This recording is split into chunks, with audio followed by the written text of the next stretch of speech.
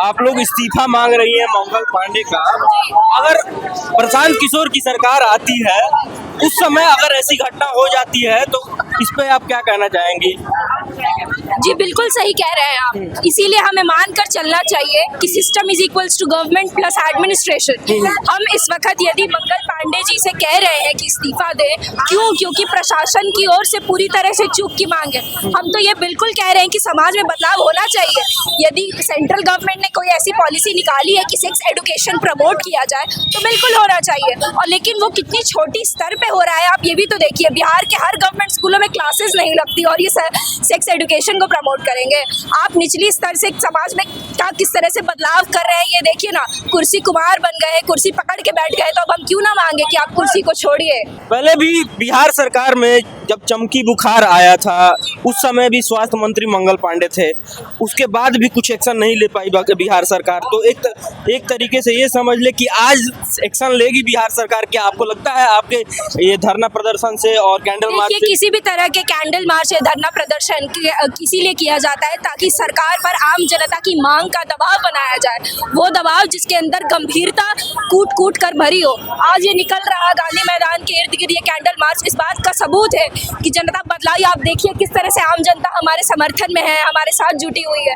हमारी यही मांग है कि आपने कब बदलाव किया? 26 मई की वारदात के बाद। क्यों? क्योंकि अब मौजूदा सरकार पर सवाल उठने लगे हैं। इसलिए क्या 26 मई से लेकर आज इस वक्त तक जब मैं आपको ये इंटरव्यू दे भी रही हूँ, क्या अभी तक कोई बेटी सेफ है? क्या उसके साथ दुष्कर्म नहीं हो रहा? आप कर क्या रहे हैं? कोई भी मुद्दा यदि चुनावी मुद्दा बन जा रहा है तो फिर आप उसमें उठकर खड़े हो गए, ये कैसी बात है? क्यों इसी मामले के अंतर्गत ये संज्ञान लिया गया कि मेडिकल अधिकारियों का तबादला हुआ या उनका सस्पेंशन हुआ? क्या पीएमसीएच में इससे पहले कोई घटना नहीं हुई? एनएमसीएच में मरीज का पैर चुहा के खा जा रहा है। आप कर क्या रहे हैं? कौन सी ऐसी बात है जो आम जनता से छुपी हुई है? जनसुराज लगातार नीतीश सरकार तेजस्वी यादव का विरोध करते रहती है। क्या विजन है जनसुराज का जब 2025 में अगर बहुमत में आ जाती है जनसुराज, तो क्या विजन रहेगा? जनसुराज का जो 5 मुख्य मुद्दे हैं जो हम आम जनता को बताते हैं, जो कि हमारे चुनावी मुद्दे भी अब हो चुके हैं, जिसमें सबसे पहला है कि विश्व स्तरीय 10वीं तक की शिक्षा। आप बताइए, जब हम विश्व स्तरीय 10वीं तक की शिक्षा प्रदान करने की बात कर रहे हैं तो अब हमारा पूरा प्रयास है कि जब पदयात्रा ही हुई है तो समाज का इतना जन जागरण हुआ है। आप सोच कर देखिए, यदि विश्व स्तरीय 10वीं तक की शिक्षा दी जाएगी जिसमें पूरी तरह से सेक्स एजुकेशन को भी प्रमोट किया जाएगा, छोटी छोटी बच्चियों को पूरी तरह से समझाया जाएगा कि यदि कोई मछली बेचने वाला आके आपको कुछ भी बोलकर लेके जाए तो आपको वहाँ नहीं जाना। हालांकि ये काम पूरी तरह से सरकार का बनता है।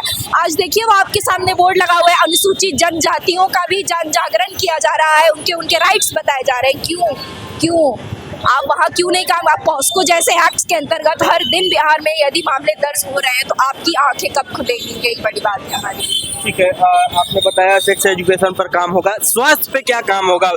जनसुराज का विजन स्वास्थ्य को लेकर क्या रहेगा? जनसुराज का विजन स्वास्थ्य को लेकर यूँ रहेगा कि बिछौने बढ़ाने से तो कुछ नहीं हो जाता। इमरजेंसी मतलब इमरजेंसी होती है। Firstly availability of doctors, even not availability of doctors, then at least such kind of nursing assistance should be required, that is to be given even to the all single minimal people of the nation। अगर PMCH में helipad बनवाया जा रहा है तो वो इसीलिए ना कि कहीं से भी मरीज यहाँ उतर जाए, उसका इलाज किया जाएगा। उस बच्ची का क्या जो 4 घंटे पहले एक नॉन एसी एम्बुलेंस में आई है, आप जरा सोच कर देखिए तो शायद आपका दिल कर रहा जाएगा। सोच कर देखिए एक बार, उस एसी का एम्बुलेंस तक काम नहीं कर रहा, उस एम्बुलेंस का एसी तक ठीक से काम नहीं कर रहा था।